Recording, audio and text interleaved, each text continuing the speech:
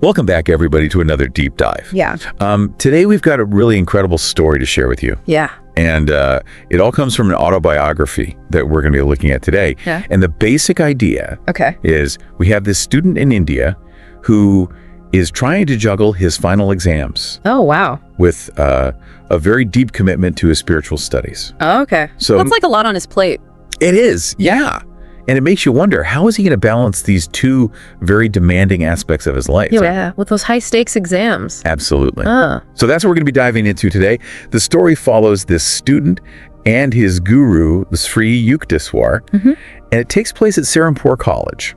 So this is in India, right? in India, yeah. Yeah. So right away, we learn that the student has earned quite a nickname at the college. Really? What's that? They call him the Mad Monk. Mad Monk? Wow, what makes him so mad?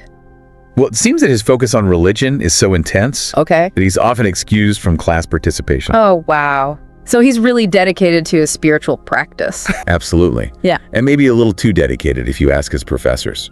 Yeah, I can see how that might earn you the nickname Mad Monk. Right. But it gets even more interesting when we look at his academic performance. Okay, let's hear it. He's barely scraping by in most subjects, Oh, no. relying on last-minute coaching from friends. So not exactly a model student then? Not really. He even almost failed philosophy due to a pretty clever trick. A trick? I'm intrigued. It involved disguising his handwriting on a poorly written exam to avoid detection. Oh, wow. So he was trying to pull a fast one on his professor. It seems so, Yeah, but it backfired. I bet. Professor Ghoshal was his name. Okay. He eventually figured it out and gave the student a stern lecture. I can imagine. He probably wasn't too happy about that. Not at all. Yeah. In fact, Professor Ghoshal even expressed serious doubts about his ability to pass his upcoming AB final exams. Oh, wow. So the stakes are getting even higher now. They are. So here he is facing these daunting Calcutta University AB finals. And what does he do? Instead of hitting the books, he's spending most of his time at his guru's ashram, immersed in spiritual learning. It sounds like he's putting all his eggs in one basket. Yeah. You'd think the pressure would be immense. And it is. When he tells Sri Yukteswar about his worries, the guru calmly tells him that he must take the exams and assures him that divine help will be provided. Divine help, that's quite an assurance. What does that even mean in this context? That's what we're about to find out. Yeah, divine help. It's an interesting concept. So how does this divine help actually manifest? Well, Sri Yukteswar gives the student some pretty unexpected advice. Okay. He tells him to seek help from a classmate, Romesh Chandra Dutt. A classmate, so not a tutor or a teacher. Just another student. And this Romesh guy is known for being a brilliant student. Really? Yeah, very diligent, top of his class. So instead of traditional studying, he's told to rely on a classmate. Interesting. And it gets even more interesting. Romesh agrees to help, and he starts coaching the student. Okay. What kind of coaching are we talking about? Well, this is where it gets a little uncanny.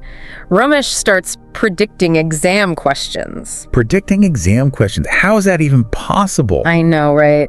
But the student claims that Romesh's predictions were incredibly accurate. Wow. That's wild. Yeah, and there's even a specific instance during the English literature exam where Romesh predicted the questions verbatim. Oh, way. And to top it off, the passing mark for that exam was lowered for some reason. That's a lot of coincidences, don't you think? It definitely makes you wonder if there's something more at play here. Okay. So he's got this classmate Romesh feeding him exam questions. What happens next? Well, things take a dramatic turn on the day of the Bengali exam. Uh-oh. This doesn't sound good. Just as the student is about to leave for the university, Romesh calls him back. Oh. Why? He has a sudden intuition that the Bengali exam is going to be different this year. Different how? He predicts that the professors are going to focus on ancient Bengali literature, Oh, crap. which is a topic they didn't really cover much in class. It's a bit of a curveball then. Exactly. And Ramesh specifically tells the student two anecdotes from the life of Vidyasagar. Who that? He was a renowned Bengali philanthropist. Okay. And Ramesh emphasizes that these anecdotes might be relevant to the exam. I have a feeling they will be. Well, you'd be right. When the student arrives at the exam hall, Yeah. he's met with a question asking for two instances of Vidyasagar's charitable acts. Wow. What are the chances? Right. Thanks to Romesh's last-minute tip, he's able to answer the question perfectly. So he dodged a bullet there. He did. If he hadn't talked to Romesh, Yeah. he probably would have failed the Bengali exam. And what would that have meant for him? Back then, failing one subject meant having to retake all the exams the next year. Oh, wow. So the stakes were really high. Very high. Yeah. So yeah, you could say Romesh's intuition saved the day. Okay. So he passes the Bengali exam. What about the other subjects? Well, amazingly, he manages to pass all of them. Really? Even though he barely studied? Well, he scored just enough to pass in every subject except one. Which one? Philosophy. Philosophy. That's ironic considering he almost failed it earlier because of that handwriting trick. I know, right? But this time he actually scores the highest marks in the entire philosophy exam. That's incredible. Especially considering he spent most of his time at the ashram instead of studying textbooks. It is pretty remarkable. What about Romesh? Did he pass his exams too? Oh yeah, Romesh graduated with honors cum laude, actually. That's awesome. Yeah, he really was a brilliant student. So how does our student react to all of this? Passing his exams, getting his degree? He's obviously very grateful. He attributes his success to divine intervention, orchestrated through his guru and the support of Romesh. It's an incredible story. It really makes you think about the role of faith and intuition. It does. And it also makes you wonder about the nature of learning and success. Yeah, because clearly traditional studying wasn't the key to his success. And speaking of success, the student himself acknowledges that he wasn't the most academically gifted. So what does he say about that?